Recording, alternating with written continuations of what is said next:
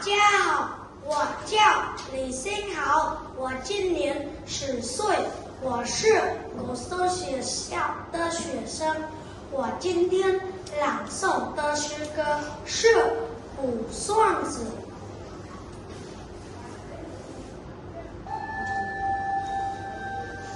卜算子，咏梅毛泽东。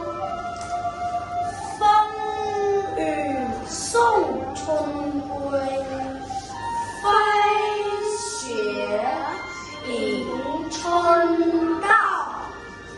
疑是寻崖百丈冰，犹有花枝俏。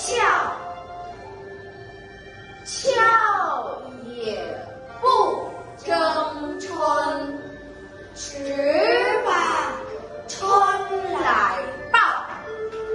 待到山花浪漫时，他在丛中笑。谢谢老师，谢谢大家。Trong trò mơ video nữa nè, xin hai nghe ta gọi á, nghe ta gọi á, thân mang nè, mơ sang khơi ngặt, xin hai nhìn lườn khơi ngặt, trong màn là xuân lượn đài chụp, khơi ngặt.